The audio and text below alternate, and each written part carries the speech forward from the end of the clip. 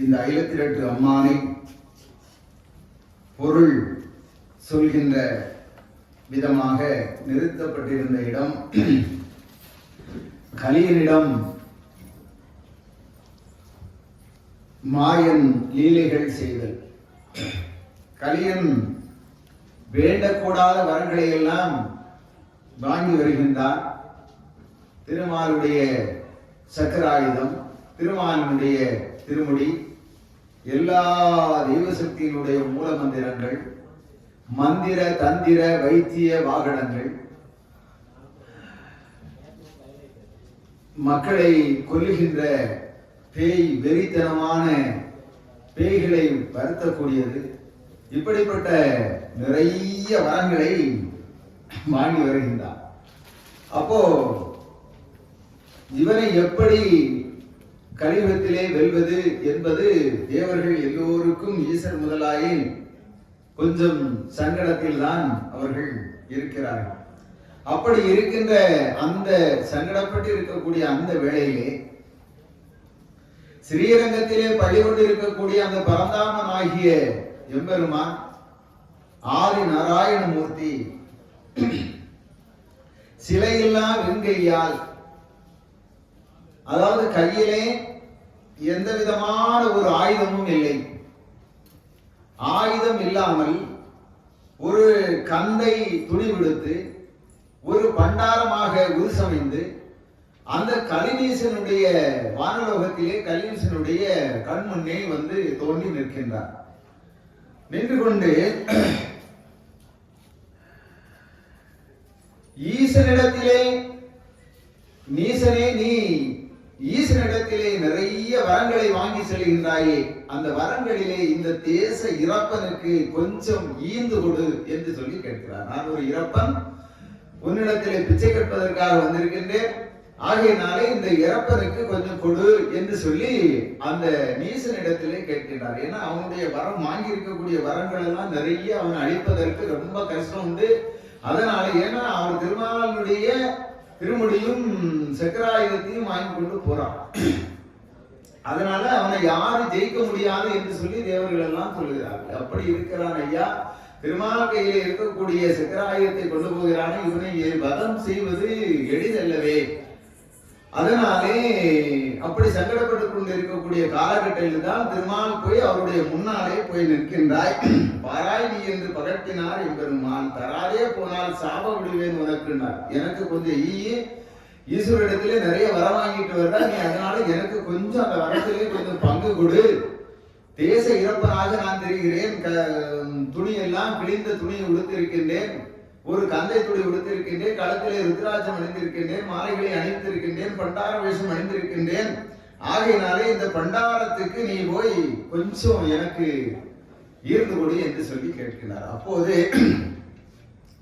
ஆண்டியை பார்த்து, இப்போது போடா இறப்பனோடு ஏது சண்டை, மாயன் வர வேண்டும், வலு பார்த்து விட்டுடுவேன்கிறான். மாயன் மேலதான் அவ்வளவு கோபம். ஆனா முன்னால நிற்கிறது மாயன் தான், அவன் முன்னால நிற்கிறது நாராயணர். அவனுக்கு அது தெரியல, ஆனா அவரு பண்டார வேஷத்துல போய் நிற்கிறார். அதனால மாயன் வரணும், ஒருகை பார்த்துருவேங்கிறான். அவ்வளவு வெறி, ஏன்னா 6 யுகத்துல அவனை கொண்டுட்டான். அதனால அந்த வெறியோட இருக்கிறான். அப்போ இப்போது ஆண்டியை பார்த்து இறப்பனோடு ஏது சண்டை, மாயன் வர வேண்டும், வலுவாட்டு விட்டுடுவேன், பேனனுக்கு பேச்சு என்ன போடா, வாங்கிட்ட பேசி எனக்கு பிரயோஜனம் இல்லை, நீ வெளியே போகும்போது கழிப்போ அப்படின்னு சொல்லி அவரை விரட்டுறான். அப்படி சொன்ன உடனே அந்த பரதேசியாக நிற்கக்கூடிய நாராயணர் அவங்க முன்னால சொல்றார், பிச்சைக்காரன் தனக்கு பிளமில்லை என்றாயா, இந்த பிச்சைக்காரனுக்கு பிளமில்லை என்று பார்க்கிறார். பிச்சைக்காரா, என்னுடைய பிளமும் உன்னுடைய பிளமும் பார்த்து விடும், சண்டைக்கு வாங்கி கூப்பிடுறார். நான் ஒரு பிச்சைக்காரன் தான், நீ அவ்வளவு வரம் வாங்கிட்டு வந்திருக்கிறாள், நீ என்னோட ஒரு பிச்சைக்காரன் கூட சண்டைக்கு வா அப்படி என்று சொல்லி எழுப்பமாக பேசுகிறாயே, பிச்சைக்காரன் என்று பேசுகிறாயே, அதனால் என்னோடு சண்டைக்கு வா என்று சொல்லி சண்டைக்கு இழுக்கிறார். உடனே சண்டையிட்டு பார்த்தால் தான் தெரியும் மான் ஈசா. நம்ம 2 பேரும் சண்டை போட்டு பார்த்தா தானே நீ பெரியவனா நான் பெரியவனா பெரியவன், நான் எளிய பண்டாரான்னு சொல்லி ஈஸியா நினைச்சுக்கியா, என்ன எனக்கு பலம் உனக்கு தெரியாதா அப்படின்னு சொல்லி அவன்கிட்ட சண்டை போடுறான். சண்டை போய் வார மாதிரி அப்படி கூப்பிடுறார். உடனே அடுத்து அந்த ஆழ்படைகள் இல்லாமல், ஆயுதங்கள் இல்லாமல், வேல்படைகள் இல்லாமல், வெட்டவாள் இங்குமில்லை, தடியுமில்லை, சக்கரமும் தானில்லை, உண்டையில் முடிவிருக்க கந்தை கொடுத்தவனோடு யுத்தமிட்டால் ஆண்மை இல்லை எந்தனக்கு ஆயுளையும் இயேசுவாளேன்னா. எப்படி உங்ககிட்ட எதுவுமே இல்லை, ஆயுதம் ஒண்ணும் இல்லை, கம்புகணை இல்லை, வெறும் ஒண்டியாக வந்து நிற்கிறார். உங்ககிட்ட போய் நான் இப்ப சண்டை போட்டோம்னா என் பொண்டாட்டி கூட என்ன மதிக்க மாட்டாங்க. இப்படி போய் இவ்வளவு வரம் வாங்கி ஒருத்தன் போய் இப்படி போய் பண்டாரத்தை போட்டு சண்டை போடுறியா அப்படின்னு சொல்லி என்ன பொண்டாட்டி கூட மதிக்க மாட்டா அப்படின்னு சொல்லி அந்த ரீசன் பேசுறான். அப்புறம் உடனே அவர் ஐயா சொல்றாங்க பாருங்க, நாராயணன் சொல்றா, தான்மை மொழி பேசாதே தலைவிரித்த பேயானி போ, தனி போ, உங்களோட நான் சண்டைக்கு வர விரும்பவில்லை, நீ போ அப்படின்னு சொல்லி சொல்ற. உடனே அவன் சொல்றான் பாருங்க, 33 முதல்வர் 30 முக்கோடி தேவரையும் வேலை உள்ள சிவமூலம் பெற்றிருக்கின்றேன், சிவபெருமானுடைய திருமூலத்தை பெற்றிருக்கின்றான். அப்போ அவன் சொல்றான், 30 முக்கோடி தேவர்களையும் நான் வேலை கொள்ள போறேன், 3 மூர்த்திகளையும் நான் வச்சு வேலை செய்ய முடியும், அவ்வளவு மந்திர தந்திரங்கள் நான் பெற்று வந்திருக்கிறேன். ஆகையினாலே நீ வந்து ஒன்றில்லா பெயனோடு யுத்தமிட்டால் எந்தனையும் நன்றினிய பெண்கள் நகைப்பார், நீ அப்புறம் போ. நல்ல பெண்கள் கூட என்ன நகைப்பாங்கப்பா, உங்களோட சண்டை போட மாட்டேன், நான் வந்து பெரிய வீரன், உலகத்திலே இப்ப நான் தான் முதல் நிலையிலே இருக்கிறேன் என்று அந்த ஆணவத்திலே பயங்கரமான ஆனது. ஏன்னா அவ்வளவு வரம் ஈஸ்வரனிடையே வாங்கி இருக்கின்றான். அதனாலே அந்த வரத்தின் பயனால் அப்படி பேசுறான். உடனே பாருங்க, எந்தெந்த ஈசன் இயம்ப திருமாறு நந்து நந்து நீசா நான்முறைக்கு நீ கேளு, நீ பண்டாரத்து கூட சண்டை போட வரமாட்டேன்னு சொல்றாள். சரி பரவாயில்ல இருக்கட்டும், ஆனா பண்டாரத்தோட படையெடுத்தால் ஆண்மை இல்லை என்று சொல்லுகிறேன், நீ ஒரு ஆண்மகன் இல்லை என்று சொல்லுகிறாய் அல்லவா, அந்த பண்டாரத்தோடு சண்டை போட்டால் ஆண்மை இல்லை, நான் ஒரு ஆண்மகன் இல்லை என்று சொல்லி நீ சொல்லுகிறாய் ஐயா.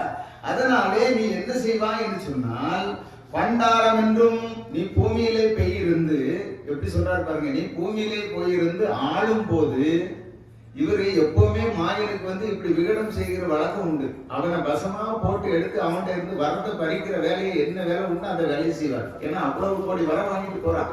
இவ்வளவு வர இவன் வாங்கிட்டு போறதுனால பூமியில ஒருத்தரையும் நிம்மதியா இருக்க மாட்டான். அதனால அவர் என்ன சொல்றாரு பாருங்க, அவன்கிட்ட இருந்து 2-3 வரங்களை பெறுகிறார். எப்படி பெறுகிறார் பாருங்க, பண்டாரம் என்றும் பைத்தியக்காரன் என்றும் ஒண்டியாய் வந்தவனோடும் யுத்தமிடை நின்று பிச்சைக்காரன் எனவும் பெரிய இழப்பெனவும் கச்சையில்லான் என்றும் கணை கம்பு இல்லாதவனும் இப்படியே பண்டாரம் என்றிருக்கும் பேர்களிடம் எப்படியும் வம்பு செய்வதில்லை என்று சத்தியமாய் எனக்கு தான் உரைனி என்று உரைத்தார். எப்படி பூமியில இந்த உலகம் இருக்குன்னு சொல்லிக்கலாம், இந்த உலகத்துல பண்டாரமாகவோ பரதேசியாகவோ ஒற்றையாக ஒருவர் வந்தாலோ, கம்பு இல்லாமல் ஒருவர் வந்தாலோ, கணம் இல்லாமல் வந்தாலோ, ஆண்டி பரதேசிகளை போலே வந்தாலோ, அப்படி இருக்கக்கூடிய மக்களிடத்திலே நான் சண்டையிட மாட்டேன் என்று சொல்லி எனக்கு ஒரு சத்தியம் செய்து கொடு. இப்ப நீ இந்த ஆண்டிகிட்ட சண்டைக்கு வர மாட்டேன்னு சொல்றாளா, உன் முன்னால் இருக்கக்கூடிய ஆண்டினா என்கிட்ட நீ சண்டைக்கு வந்தா உனக்கு இழப்பமாகும் கேவலம்னு பேசுற. அப்போ பூமியிலையும் போய் நீ இதையே செய்யணும், பூமியிலையும் போய் நீ இந்த காரியத்தையே செய்யணும், அப்படி நீ செய்வாயா என்று சொல்லி கேட்கிறார். அப்படி எனக்கு வரம் தெரியாயா, இதுதான் போட்டு எடுக்கிறது. அப்ப அப்படி போட்டு அவர் அவங்ககிட்ட இருந்து எடுக்கிறார். எப்படி பாருங்க, சத்தியமாக தான் முறையை பார்ப்போம், சத்தியம் செய்து தாய் என்று சொல்றாரு. இப்படி போய் நீ இந்த ஊர்ல பூமியில போய் நாங்க பண்டார வேஷம், அதனாலதான் ஐயா இங்க வந்து இருந்து மக்களே நீங்கள் பண்டார வேஷம் அணியுங்கள், பண்டார வேஷம் அணிந்தால் அந்த நீசன் உங்களை பிடிக்க மாட்டான், கலி உங்களை தொற்றாது, பண்டார வேஷம் அணியுங்கள், எல்லா பிள்ளைகளும் பண்டார வேஷம் போடுங்கள் என்று சொல்லி கலியுகத்திலே அதற்காகத்தான் பண்டார வேஷத்தை நமக்கு அமைத்து தந்தார். அப்போ அடுத்து சொல்றார் பாருங்க, புத்தியில்லா நீசன் புகழுவான் பின்னாலே. புத்தி கெட்ட நீசனுக்கு என்ன சொல்றதுன்னே தெரியல, ஆனா அவன் சத்தியம்னு சொல்லி கொடுத்துறான், ஆண்டு கொடுத்துறான் பாருங்க. எப்படி பண்டாரம் என்றும் பரதேசியானவரை தண்டர்ல கந்தை தலைவிரித்த ஆண்டிகளை அட்டியது செய்யேன், அவரோடு சண்டையிடையேன். அந்த மாதிரி இருக்க நீ சொல்ற மாதிரி நான் அவங்கள பண்டாருக்கும் பரதேசிகளுக்கும் நான் அட்டி செய்ய மாட்டப்பா, சண்டை போட மாட்டேன், ஆகையினால நீ வந்து இப்ப தள்ளி போ அப்படின்னு சொல்லி இப்படியே ஒரு நாளும் நான் செய்வதில்லை என்றான் எம்பெருமான். எம்பெருமான் முன்னாலே அந்த நீசனானவன் வாக்கு கொடுக்கிறான், சத்தியம் பண்றான். நான் பூமியில போய் இருந்து இந்த மாதிரி நீ சொன்ன மாதிரி பண்டாரங்களையும் பரதேசிகளையும் நான் ஒண்ணுமே செய்ய மாட்டேன், கட்டு செய்ய மாட்டேன் அப்படி என்று சொல்லி சொல்லுகிறான். சொன்ன உடனே வீணாக நீசன் விளம்பினான். அப்போது வீணாக ஒரு வம்பு அவன்கிட்ட இருந்து ஒரு வரத்தை பிடிக்கிறார். பெரிய வரம் இது இல்லையா, பண்டாரமாக இருந்து வம்பு செய்தாச்சுன்னா அவனுக்கு அழிவு வரும். அதை உடனே என்ன பண்றாரு பாருங்க, 6 பேரில் ஆணையிட்டு தர வேண்டும் என்று சொல்லி கேட்கிறான். எப்படி பாருங்க, அவனுக்கு அந்த மதிகெடும் போது, புத்தி இல்லாதவனுக்கு மதிகெட்டு போகும்போது அவன் என்ன சொல்றன்னே தெரியாம சொல்லுவான். அப்ப அதை சொல்றான், யார் பேரிலே நான் ஆணையிட்டு தர வேண்டும், பிச்சைக்காரா சொல்லுன்னு கேட்கலாம். உடனே ஐயா சொல்றாரு பாருங்க, இப்பதான்டா வசமா நீ மாட்டுன அப்படின்னு சொல்லிக்கிட்டு முதல்ல என்ன சொல்றாரு, வேண்டியே போற வெகு வரங்கள் பேரதிலும் நீ இவ்வளவு வரம் வாங்கிட்டு போறியே அந்த வரத்து பேரிலே சத்தியமும், உன்னுடைய பெண்டாட்டி என்று ஒருத்தி இருக்கிறாளே அவள் பேரிலே சத்தியமும் செய்து வீண்டிறது செய்யேன். நான் பூமியிலே போய் இந்த பண்டாரம் பிரதேசங்களே போய் நான் எதுவுமே அடி செய்ய மாட்டேன், ஒத்தையா வந்தவனையும் அடிக்க மாட்டேன், கம்பு கணக்கு இல்லாதவனையும் அடிக்க மாட்டேன், பண்டாரம் பரதேசிகளாக வரவங்க எல்லாம் நான் அடிக்க மாட்டேன்னு சொல்லி நீ சொல்லு, அவன் சத்தியம் பண்ணி சொல்லு அப்படின்னு சொல்லி எந்தெந்த பேர்ல சத்தியம் பண்ணு, நீ வாங்கியிருக்க வரத்து மேல சத்தியம் பண்ணு, நீ யார் பேரை வாங்கிட்டு பாராரோ அவர் மேலேயும் சத்தியம் பண்ணு, உன்னுடைய மனைவி நான் கூட்டிட்டு போய் அவ பேர்ல சேர்த்து சத்தியம் பண்ணா போதுப்பா, வேற ஒண்ணும் வேண்டான்னு சொல்லி கேட்கிறார். அப்போ உடனே அவன் அந்த சத்தியத்தை செய்து கொடுக்கிறான்.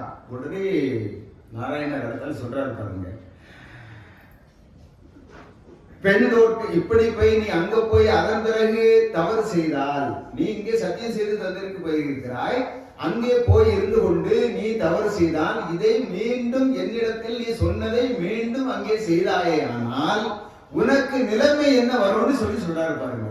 பெண் தோற்று நீ என்ன உன் பெண்டாட்டி கூட்டிட்டு போற, இந்த பெண்டாட்டி உனக்கு இருக்க மாட்டா. பெண் தோற்று பெற்ற வரமும் தோற்று, நீ வாங்கி இருக்கக்கூடிய வரங்கள் எல்லாம் வாங்கியிருக்கியே இதெல்லாம் தோற்று, மண் தோற்று, இந்த மண்ணில் கூடிய வாழக்கூடிய வாழ்வும் தோற்று, மக்கள் கிளைகள் தோற்று, உன்னுடைய மகள்கள் எல்லா கிளைகளோட பெருகி இருக்கிறார்களே அவர்கள் எல்லாத்தையும் தோற்று, சேனை தளமிழந்து நீ அரசன், அதனால சேனை தளங்கள் யானைப்படை குதிரைப்படை இவைகள் எல்லாம் வைத்திருப்பாய், அத்தனை படைத்தளங்களையும் இழந்து என் உயிரும் உன்னுடைய உயிரும் தோற்று, எப்படி சொல்றாரு பாருங்க, உன்னுடைய உயிரும் தோற்று என் கிளையோட நானும் வன்னரகில் போவோம் என்று வாக்கு உரைத்திடு. நீ நாங்க எல்லாம் சேர்ந்து இப்படி போய் நாம் பண்டாரத்தை போய் பண்டார பிரதேசம் சொல்லி இருக்கக்கூடிய பெண்களை நான் அங்க போய் அநியாயம் செய்தேனானால், அவனுக்கு நான் துன்புறுத்தினேன் ஆனால், நான் என்னுடைய குடும்பம், என்னுடைய கோத்திரம், என்னுடைய படைகள், என்னுடைய ராஜ்யம், என்னுடைய வம்சங்கள், குல வம்சங்கள் ஒட்டுமொத்தமாக செத்து இறந்து வன்னரகில் போவோம் என்று சொல்லி சத்தியம் செய்ய சொல்லி சத்தியத்தை வாங்கிட்டாரு நாராயணர். அந்த கூடாரத்துல சத்தியத்தை வாங்கிட்டாரு. அப்ப அந்த சத்தியத்தை வாங்குறது பிரகாரம் தான் இங்கே இந்த மக்களை எல்லாம் என்ன சொல்றாரு, அப்பா நீங்கள் எவ்வளவு பெரிய பணக்காரர்களாக இருந்தாலும் ஏழையாக இருங்கள், பண்டார வேஷமணிங்கள் என்று சொல்லி சொன்ன காரணம் இதான். பண்டாரத்துக்கு வேஷமணிந்தால் அவன் பிடிக்க மாட்டான், ஏன்னா அப்படி ஒரு சத்தியம் வாங்கி இருக்க காரணத்தினால எல்லாத்தையும் பண்டார வேஷம் அணியுங்கள் என்று சொல்லி சொல்லுகிறான். அப்படி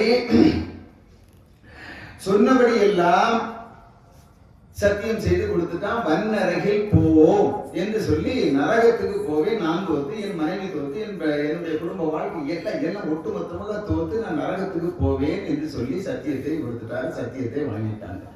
சத்தியத்தை வாங்கி முடிச்ச உடனே ரொம்ப சந்தோஷம் இருக்கு. எப்படி இவனை நம்ம என்ன பண்ணிடலாம், பூமியில போய் ஜெயிச்சிடலாம் அப்படிங்கக்கூடிய அந்த சந்தோஷத்துல மாயம் நினைக்கிறார் மகாவிஷ்ணு. நினைச்ச உடனே அவர் பார்க்கிறாரு பாருங்க, இனிமே இவன்கிட்ட இருந்து மெல்ல அந்த சக்கராயுதத்தையும் திருமுடியும் வாங்கணும். சக்கராயுதத்தையும் திருமுடியும் கொண்டு போறாங்கன்னா அந்த மகாவிஷ்ணுடைய பலம் அவன்கிட்ட உண்டு.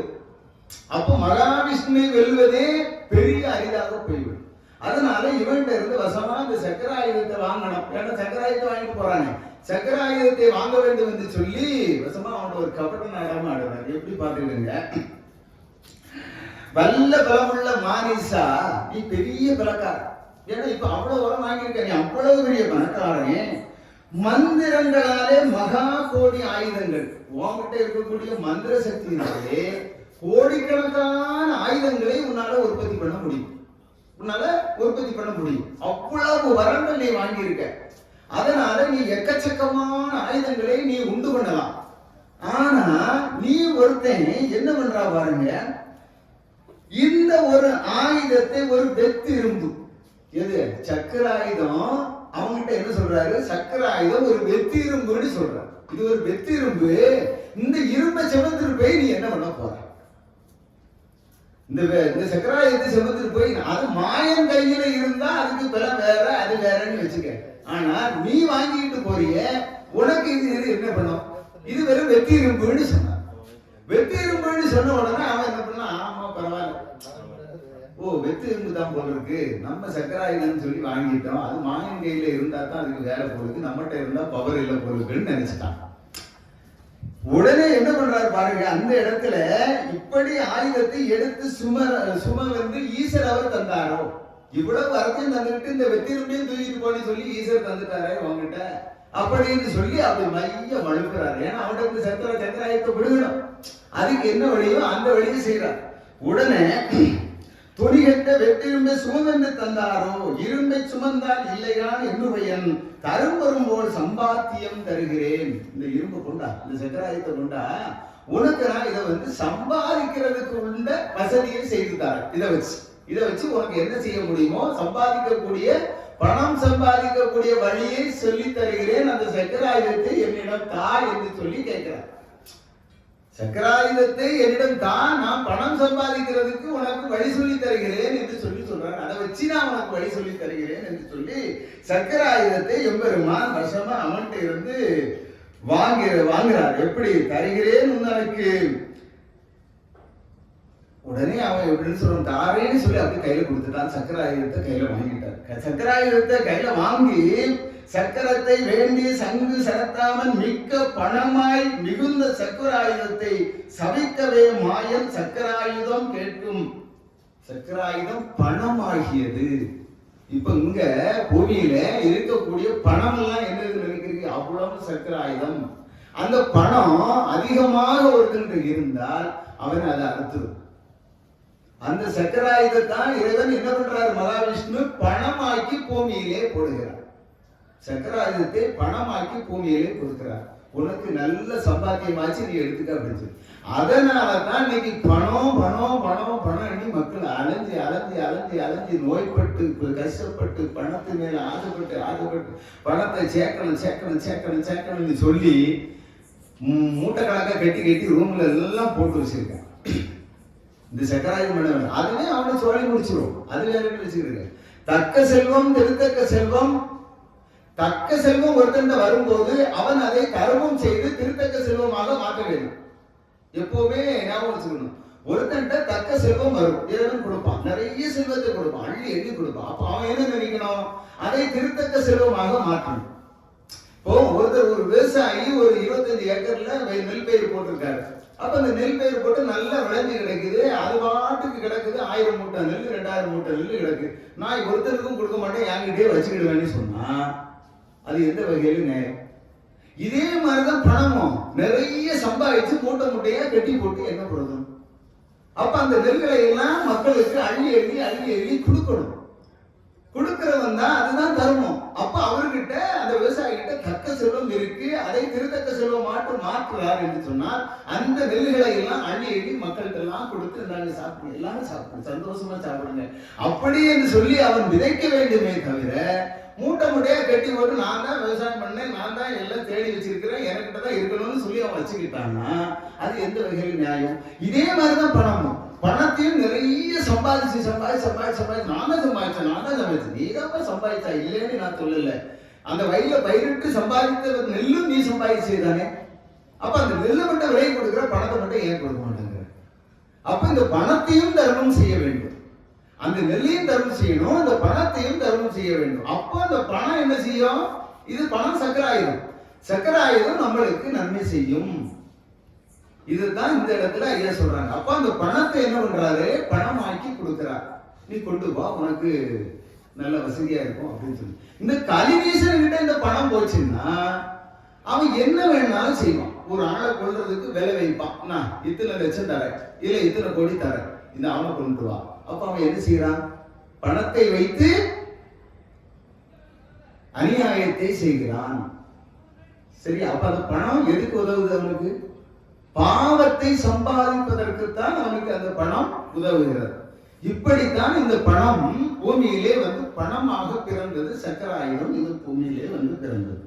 உடனே அந்த சக்கராயுதம் கேட்குது, திருமாலிடத்திலே கேட்குது, ஐயா உங்க கையில தானே இருந்தேன், இவ்வளவு காலம் உங்கள்கிட்ட தானே நான் இருந்தேன், என்ன பிடிச்சு பணமாக்கி இந்த பாவி கையில கொடுத்து அனுப்புறேன், இந்த பாவி என்ன வச்சு என்னெல்லாம் செய்வான்?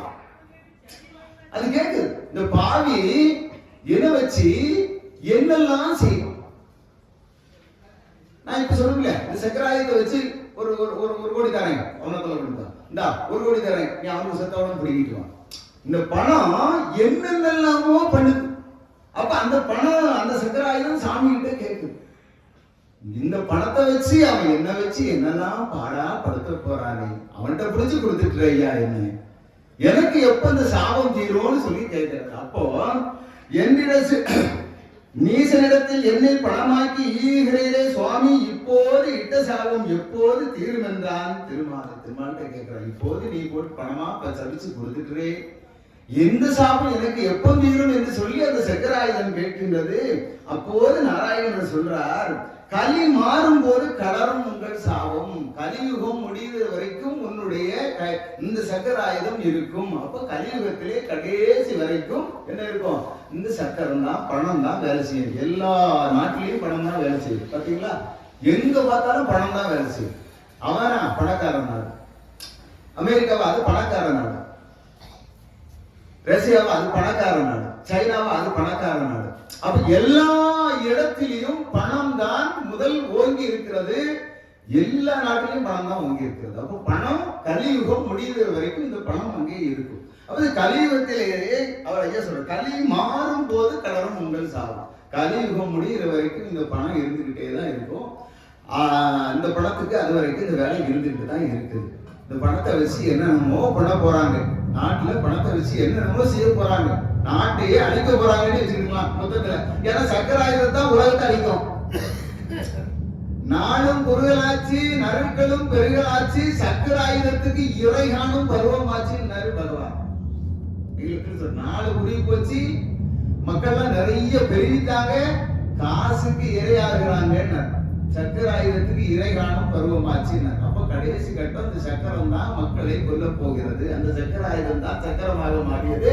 சக்கரம் தான் இந்த மக்களை அழிக்க போகிறது. எல்லாவனும் பணக்காரன், இந்த பணத்தை வச்சு என்ன வேணாலும் செய்வான். அப்ப அந்த சக்கரம் அவனை அழிக்கும், அவனே அழிச்சு.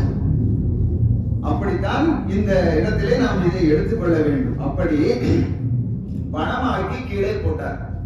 கீழே போட்ட உடனே அந்த நீசன் என்ன பண்றாரு? இனமாக நீசன் எட்டி பிடித்து அதை கண்ணி மிக ஒத்தி காரிகையால் கையில் கொடுப்பான்.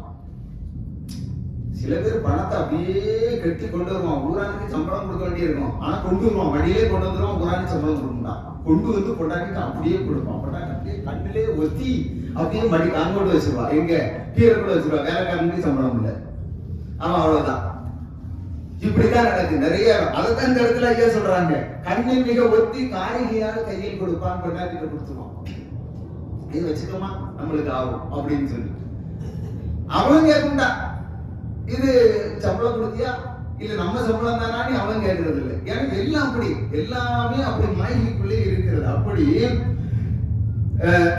பெண்ணே நமக்கு பிளங்கள் வந்து வாய்த்ததடி அவன் சொல்றான், பொண்டாட்டிட்ட கலையை சொல்றான், நம்மளுக்கு நல்ல பிளம் வந்து வாய்ச்சிக்கிட்டு, நல்ல சக்கரம், வேகப்பட்ட சக்கரம், சக்கரம் தான் பலம், பலம் வந்து வாய்த்ததடி என்று சொல்லி பிரியப்பட்டு ஈஸ்வரரை வணங்கி மண்டதனில் போக வந்து வரந்தாரும் என்று உரைத்தான்.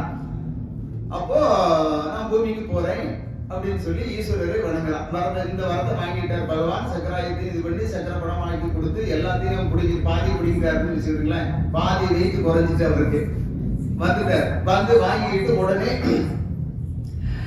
இப்போது தன்னில் ஆண்டியாய் அவர் அங்கு சென்று இப்போது இங்கு இவன் சொன்னதெல்லாம் இதே ஆண்டி வேஷத்துல கைலாசத்துல போய் இங்க இருந்து இவன் இவ்வளவு சொன்னா இல்லையா, இது அவ்வளவு இந்த கைலாசத்துல பொருத்தி வையுங்கள், பிறகு உதவும். அடுத்த யுகத்துல கலியுகத்துல இந்த தமிழகத்துக்கு வருவானே, நான் தர்மத்துக்கு வாரேன்னு சொல்லிட்டு வருவான். வரும்போது இது உதவும். அதனால நீங்க இதை முக்கியமான வரிகள் இதெல்லாம் கைலாசத்திலே பொறித்து வையுங்கள், மறந்து விடக்கூடாது. அவனுக்கு பிறகு ஞாபகப்படுத்தணும். யாருக்கு?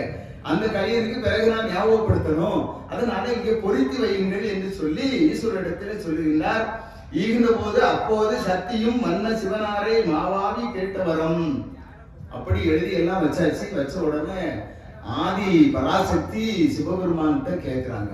பக்கத்தில் இருக்கக்கூடிய ஈஸ்வரர்கிட்ட கேட்கிறாங்க, ஈஸ்வரரே, வண்ண சிவனாரே, மாபாவி கேட்ட வரம் என்ன விதமாய் இருக்கிறது? இந்த பாவி இவ்வளவு வரம் வாங்கிட்டு போறானே, இந்த வரம் இதனால இது என்ன நடக்க போகிறது? என்ன வாயமலா இருக்குதுதான் உத்தமரே, ஈஸ்வரரே நீ சொல்லும் அப்படின்னு சொல்லி அந்த அம்மா கேட்ட உடனே ஈஸ்வரர் சொல்றார், பலியான மானே, மானீசன் கேட்டதுதான் கலியுகம் போல் இருக்குது கண்ணமுதே என்று உரைத்தார். இதுதான் கலியுகம். கலியுகத்திலே கலியன் பிறந்த வரலாறு, கலியன் வாங்கிட்டு வந்த அந்த வரங்கள், அவருடைய கொடுமைகள், இதெல்லாம் ஈஸ்வரர் சொல்றார். சிவன் வாய் திறந்து செப்ப கலியுகமாய், சிவபெருமான் என்னைக்கு இதை கலியுகம் என்று வாய் திறந்து சொன்னாரோ அதில் இருந்து இது மொத்த கலியுகமாக ஒரு கலியுகமாக மாறுகிறது. இதமான தேவர் எழுதினார் ஆகமத்தில். தேவாதி தேவர்கள் எல்லாம் ஆகமத்திலே எழுதுகிறார்கள். சிவபெருமான் வாய் திறந்து சொன்ன காரணத்தினாலே இது கலியுகம் என்று சொல்லி இந்த கலியுகத்துக்கு பேர் வைத்து கலியுகம் என்று சொல்லி சொல்லுகிறார்கள். கலியுகம் என சிவம் கருதிட தேவர்கள் பொலிவுடன் சேர்ந்தனர் புராணம் மீதிலே. புராணத்திலே எழுதுகிறார்கள். தேவர்கள் எல்லாரும் சேர்ந்து புராணத்திலே எழுதுகிறார்கள், இது கலியுகம் என்று சொல்லி எழுதுகிறார்கள். சரிவுடன் நீசனும் தரணியில் போர்ந்திட. அந்த நீசனும் எங்க வரான்? பூமிக்கு வரான் ஆழ்றதுக்கு. கலியுகத்தை ஆழ்றதுக்கு நீசன் வருகிறான், கலியன். இதமான தேவர் எழுதி வலியுள்ள மாயன் ஸ்ரீரங்கம் மேலினார். அவ்வளவுத்தையும் முடிச்சுக்கிட்டு ஸ்ரீரங்கத்திலே பள்ளி கொண்டிருக்கக்கூடிய பரந்தாமன் தானே போய் இவ்வளவு கேட்டார். அவர் மறுபடியும் ஸ்ரீரங்கத்திலே போய் உட்கார்றார். ஸ்ரீரங்கத்துல போய் அவர் உட்கார்ந்தவரும் அங்க என்ன நடக்கிறது பாருங்க. மாயனுக்கு ஆணை மானீசன் இட்டதெல்லாம், இதெல்லாம் அங்க தூய பெருங்கடலில் தொகுத்து எழுதி வைத்தனரா. பெரிய கணக்கில் எழுதி இவன் என்னெல்லாம் ஆணையிட்டு சத்தியம் பண்ணி சொல்லிட்டு போனானோ அதெல்லாம் அதுல பெரிய கணக்கிலே எழுதி அங்கே வைக்கப்படுகிறது. நம்ம ஆளுங்களும் சில பேர் இதுதான், சாமி கிட்ட பல சத்தியங்களை பண்ணிட்டு போவான். சாமி நான் அப்படி வந்தோம்னா உங்களுக்கு அதை கொண்டு தந்துருவேன், இதை கொண்டு தந்துருவேன். கடைசியில வளர்ந்தா கிட்டே வர மாட்டான். பாத்திருக்கீங்களா? வளர்ந்துட்டான்னு வச்சுக்கிடுவேன், கிட்ட வர மாட்டான், கொடுக்க மாட்டான். அதை கொடுக்கணுமா? நான் 5 பவுன் சாமிக்கு தாரேன்னு சொல்லிட்டு வந்தேனே, இப்ப 5 பவுன் வெறும் 5 லட்சம் ரூபாய் ஆயிடுது, இதை எப்படி கொடுக்கறது? வேண்டாம், சாமி நம்மகிட்ட என்ன அடிக்கவா போறாரு? சாமி கேட்கவா போறாரு? சாமி நம்மகிட்ட கேட்கவா போறாரு, அடிக்கவா போறாரு? அப்போ அந்த வாக்கு மாறிடுவாங்கிறதுக்காக என்ன பண்றாரு பாருங்க, பெரிய கணக்குல எல்லாம் எழுதி வச்சிருந்தார். இவன் வாக்கு மாறிடுவான் பாத்துக்க, பெரிய தீயவன் பாத்துக்க, அதனால என்னோட கணக்குல எழுதி வச்சிருந்தார். கணக்கு எழுதி வச்சுட்டாங்க, அங்க மேல கணக்குல தேவர்கள் எல்லாம் எழுதி வச்சுட்டாங்க. அப்படியே அந்த எழுதி அது முடிச்சதும் அதன் பிறகு என்ன நடக்கிறது என்பதை ஐயா சொல்லுகிறார் பாருங்கள். கலியன் கலிச்சி கட்டாய் பூமியிலே வருகிறார்கள். அப்படி பூமியிலே அந்த கலியன் கலிச்சி எல்லாம் பூமியிலே வருகின்ற போது திலீரெனவே லோகம் கிளிக்கிட்டது அம்மானே. அவங்க 2 பேரும் வந்த உடனே இந்த உலகமே ஒரு சிலுசிலுப்பு அடைஞ்சிருச்சு. அந்த உலகமே நீசன் பிறந்து இங்க பூமியில வந்த உடனே சிலீரெனவே லோகம் கிளிக்கிட்டது அம்மானே. ஐயோ வந்துட்டானேன்னு சொல்லுவோம்ல, ஐயோ பாவி வந்துட்டானேன்னு நம்ம சொல்லுவோம் பாத்தீங்களா, அந்த மாதிரி உலகமே அப்படி ஒரு சிலுப்பு சிலிச்சுச்சான். இந்த சண்டாளம் வந்துட்டானே பூமியிலே, இந்த பூமி என்னத்துக்கு ஆகும், நம்மளெல்லாம் நல்லா வைக்க மாட்டானே என்று சொல்லி பள்ளத்துல இறக்க சொன்னாங்க மண். அப்படி இவன் வந்த உடனே நல்ல உயிரினங்கள் நல்லவைகள் எல்லாம்